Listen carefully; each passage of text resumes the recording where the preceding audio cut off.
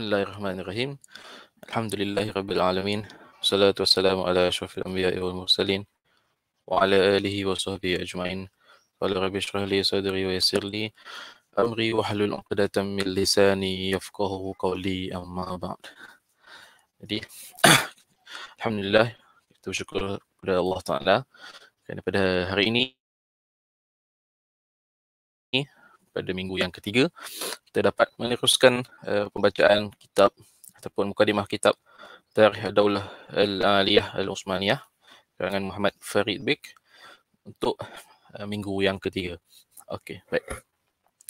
Jadi insya-Allah pada hari ini kita akan lihat pada sambungan yang seterusnya, kisah yang seterusnya, yang mana minggu lepas kita dah baca berkenaan dengan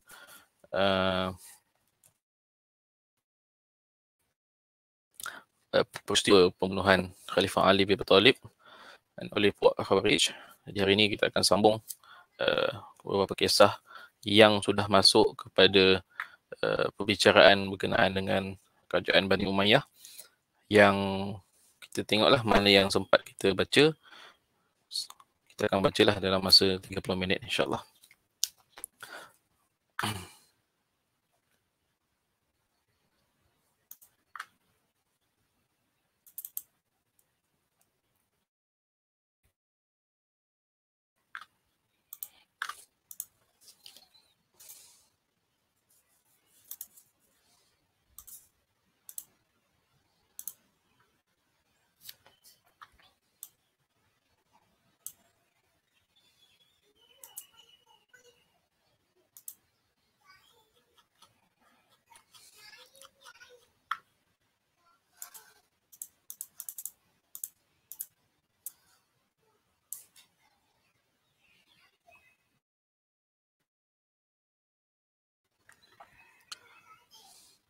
Okey.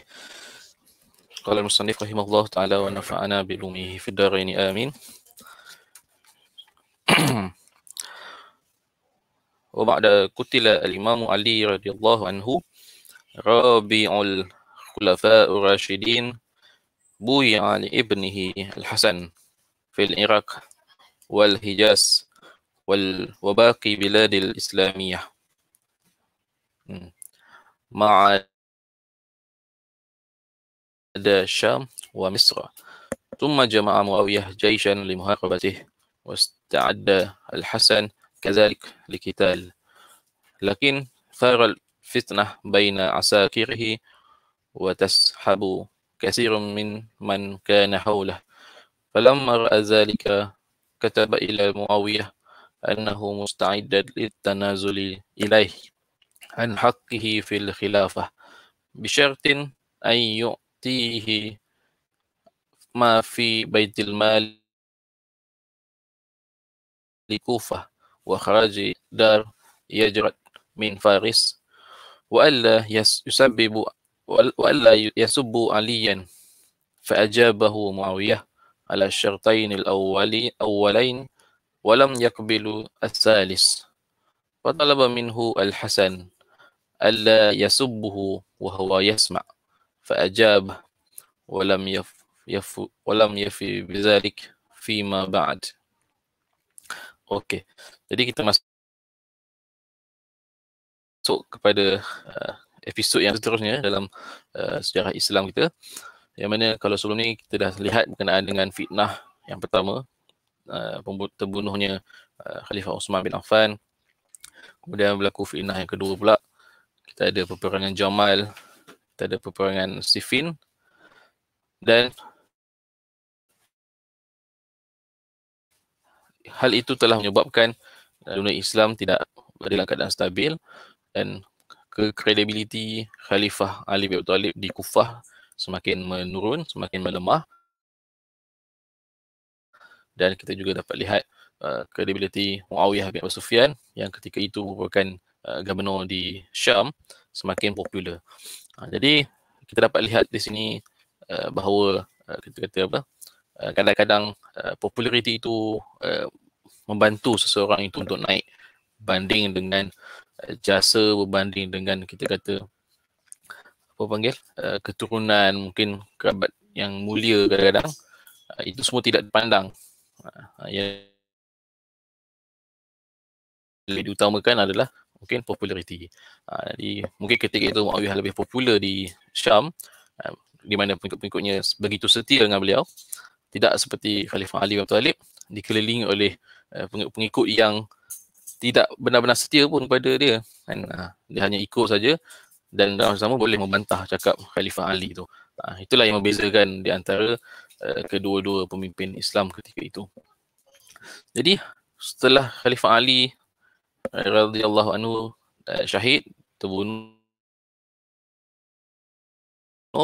maka kosong jawatan khalifah itu. Lalu penduduk ataupun wilayah-wilayah yang berada di bawah pengaruh Khalifah Ali sebelum ini semua bersepakat untuk membai'ah anaknya Al-Hasan bin Ali bin Abi Thalib, cucu Nabi SAW. Jadi Al-Hasan ini kita tahu ada banyak kisah berkaitan Hasan dan Hussein, dua orang cucu Nabi SAW yang disayangi itu. Dan ketika itu Al-Hasan sudah dah dewasa, sudah kita kata layak lah untuk memimpin umat ketika itu. Walau bagaimanapun beliau masih juga tidak dapat menandingi kita kata credibility ataupun kepopularitian Muawiyah bin Sufyan yang berada di Syam dan Mesir ketika itu. Sebab itu disebutkan di sini, Buya Ali ibnihi Hasan al-Hasan fil Iraq wal Hijaz wa baqi bilad Islami ya ma'ada Syam wa Misr. Jadi seluruh wilayah Islam ketika itu selain daripada Syam dan Mesir patuh ataupun bersetuju ataupun memberi bai'ah kepada Hasan bin Ali. Adapun Syam dengan Mesir masih lagi kekal bersama gubernurnya Muawiyah bin Abu Sufyan. Waktu ni Muawiyah bukan gubernur lagi, bukan khalifah lagi, masih lagi gubernur. Al-Hasan, ada setengah sejarawan yang memasukkan Al-Hasan bin Ali sebagai Khalifah Rashidin yang kelima. Begitu. Walau bagaimanapun, sebaik saja Hasan menerima bai'ah tersebut, Muawiyah bin Sufyan mempersiapkan tentera untuk menyerang Hasan. Jadi akan berlaku lagi sekali lagi peperangan saudara antara dua kelompok Islam yang utama ketika itu, Muawiyah dan Al-Hasan. Kalau sebelum ni berlaku di antara Muawiyah dan Ali bapaknya, kan? Jadi kita lihat ke sini, tak kala sampai berita tersebut kepada Al-Hasan bin Ali, Al-Hasan tidak sanggup lagi untuk menghadapi pertumpahan darah sama umat Islam seperti sebelum ini. Lalu kat sini disebutkan, dan dalam masa yang sama juga, macam saya kata tadi, pengikut Khalifah Ali sebelum ini dan pengikut Al-Hasan itu sendiri tidak setia kepada dia. Tengok ni, disebutkan di sini, lakin Al-Hasan kadzalik liqital. Al-Hasan pun sama, waktu tu bila sampai berita, dia pun siapkan pasukan tenteranya. Lakin sarat fitnah baina asakirih tashabu kathiran mimman kana hawlah. Tapi bila Al-Hasan ni kata, jom kita pergi perang, jom kita siasat nak pergi perang, ramailah pasukan dia yang menarik diri. Jadi kita dapat lihat kat sini, memang seorang pemimpin yang hebat, seorang pemimpin yang besar itu tidak akan bertahan, tidak akan mampu untuk berdiri sekiranya tidak disokong oleh penyokong yang setia. Jadi walaupun Al-Hasan itu kita tahu cucu Nabi SAW, tapi beliau dikelilingi oleh pengikut yang tak setia, yang tak bergunalah sebenarnya, yang betul-betul tak membantu. Jadi bila dah ramai yang tarik diri, Al-Hasan tak cukup askar lah, tak cukup tentera lah nak hadapi Muawiyah. Lepas tu Al-Hasan pun membuat pertimbangan bahawa dia tak boleh teruskan peperangan. Lalu ditawarkanlah, falamma ra'a zalika katab ila Muawiyah anhu musta'idul litanazuli ilaihi. Kemudian Al-Hasan bin Abdul mengutuskan surat beritahu kepada Muawiyah, okey, aku dah bersedia untuk letak jawatan. Dah lah, aku pun tak boleh nak lawan kau. Okey, aku bagi jawatan lah, aku letak jawatan khalifah ini. Dengan syarat, tetapi ada syarat yang diberikan. Okey, aku boleh bagi jawatan ini kepada kau, Muawiyah, Tapi ada syarat yang kau kena penuhi. Yang pertama, apa syarat dia? Yu'tiyahu ma fi baitil mal kufah wa kharaj daru yajrat min Faris.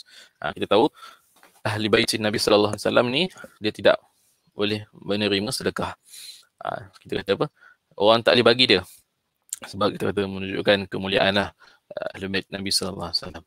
Tapi sebagai pampasan, kita kata sebagai pampasan, beliau meminta agar apa? Kita kata dapat pampasan lah daripada Baitul Mal umat Islam. Yang duit yang dikumpulkan hasil Baitul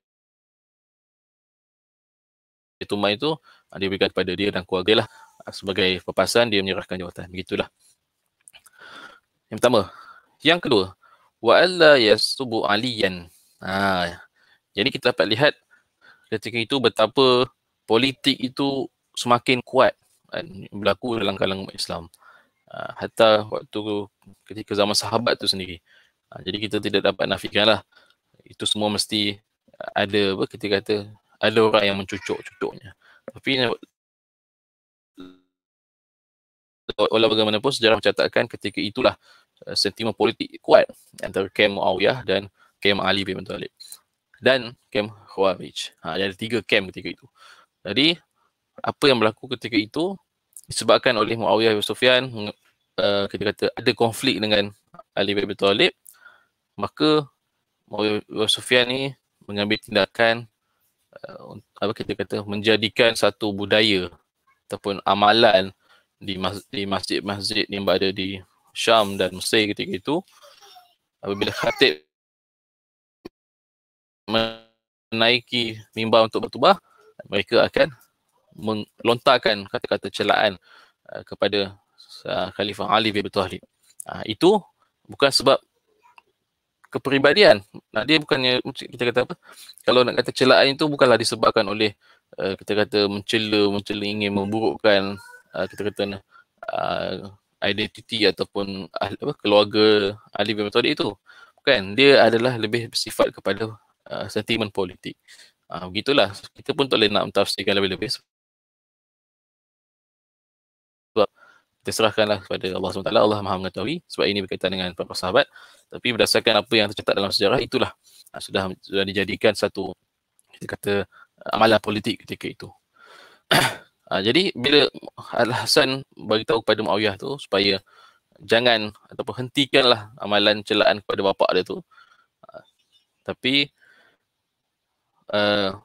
Muawiyah bin Sufyan menerima syarat yang pertama iaitu Baitul Mal dengan minta Baitul Mal dengan kharaj tu, tetapi Muawiyah tidak menerima syarat yang untuk menghentikan celaan tersebut.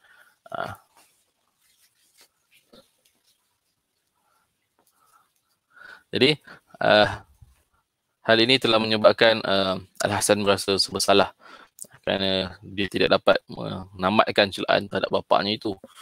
Tapi nego lagi, Al-Hasan bernego lagi, berunding lagi dengan Muawiyah. Dia kata fatalaba minhu Al-Hasan alla yasubhu wa huwa yasma. Tak apalah kalau kau tak nak stop, bolehlah, teruskanlah. Kalau kau nak cela bapak aku, celalah. Tapi jangan sampai aku dengar.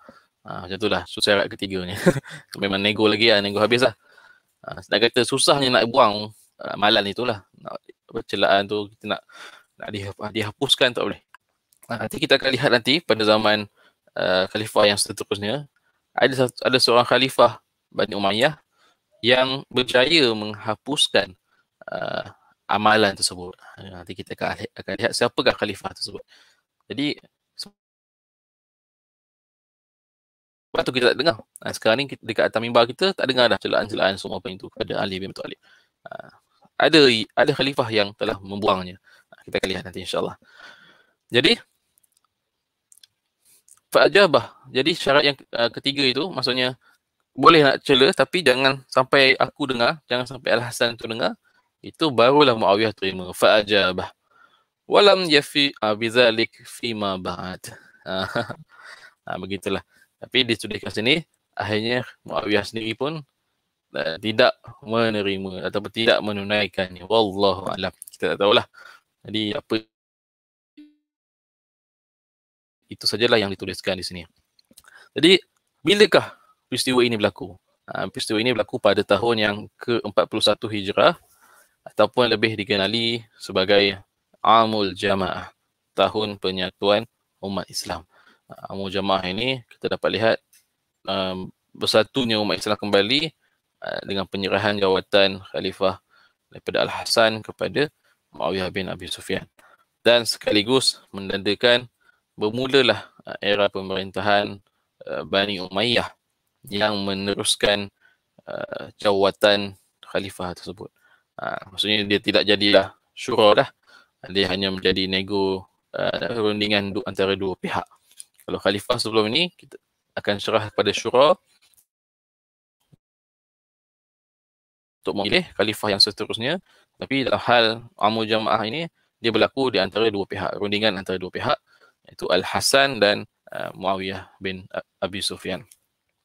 Begitulah cerita dia. Jadi kita teruskan sedikit, lagi 10 minit. Wa ba'da zalik tanazalu Al-Hasan li Muawiyah wa kataba ila Qais bin Sa'ad qaidu juyushih bi an yubayya Muawiyah fabayahu wa dakhala Muawiyah Kufah wa sarat lahu al-khilafah ala jami'il aqalim biduni masyarik aw manazi' واستمرت خلافته على عائلته di sanah 132 Hijri. Summa taqalat di Bani Al-Abbas. Okey, kita baca sikit. Jadi setelah rundingan itu dipersetujui, lalu Al-Hasan pun menuliskanlah surat tersebut memaklumkan panglima tenteranya yang berada di Kufah itu untuk membayar Muawiyah. Jadi kan waktu Al-Hasan dah selesai nak perang itu, ramai askar dia tarik diri ataupun tak nak join dia pergi perang. Jadi lepas dah runde, Al-Hasan pun beritahu lah dekat panglima tentera dia, okay, kau bayarlah Muawiyah itu, dah kita tak nak berperang lagi. Lagi selepas dimaklumkan seperti itu, dakhala Muawiyah Kufah. Muawiyah pun masuklah bersama pasukan tenteranya ke kota Kufah, menandakan beralihlah secara rasminya tampuk pemerintahan pada Al-Hasan kepada Muawiyah bin Abi Sufyan. Ala jami'il aqalim biduni masyarik aw manazi'. Tanpa sebarang tentangan, tanpa sebarang campur tangan orang lain, tanpa sebarang dia kata apa? Rusuhan dan sebagainya. Jadi wastamarat khilafah, lalu berterusanlah Khalifah Bani Umayyah itu memerintah daripada tahun yang ke-41 Hijrah sehingga tahun yang ke-132 Hijrah, kemudian berpindah kepada Bani Al-Abbas. Okey, jadi itulah sedikit sebanyak berkenaan dengan kekhalifahan Bani Umayyah. InsyaAllah pada minggu hadapan kita akan sambung lagi berkenaan dengan khalifah yang pertama, Muawiyah bin Abu Sufyan, insyaAllah. Jadi kita lihat kat sini ada beberapa poin penting lah yang kita dapat faham daripada teks ataupun daripada kisah yang kita baca pada hari ini. Yang pertama ialah macam saya sebut di awal tadi, seorang pemimpin itu tidak boleh naik ataupun tidak boleh berdiri dengan kukuh tanpa sokongan yang padu daripada pengikut-pengikut dia. Jadi hal ini kita dapat lihatlah dengan jelas di antara Muawiyah bin Sufyan dan Al-Hasan bin Ali ketika itu, yang mana masing-masing merupakan seorang sahabat Nabi. Hatta Al-Hasan itu cucu Nabi sallallahu alaihi wasallam. Muawiyah itu sahabat Nabi sallallahu alaihi wasallam. Mereka semua hebat. Mereka semua ada nama. Tetapi yang menjadi masalahnya adalah pengikutnya. Mereka memiliki pengikut yang berbeza. Pengikut Muawiyah lebih setia berbanding dengan pengikut Al-Hasan. Jadi itulah kita nak kata, kita boleh lihatlah dalam aspek kehidupan kita seharian, yang mana pemimpin yang tak ada sokongan padu, bila-bila masa akan dijatuhkan. Begitulah sebagaimana.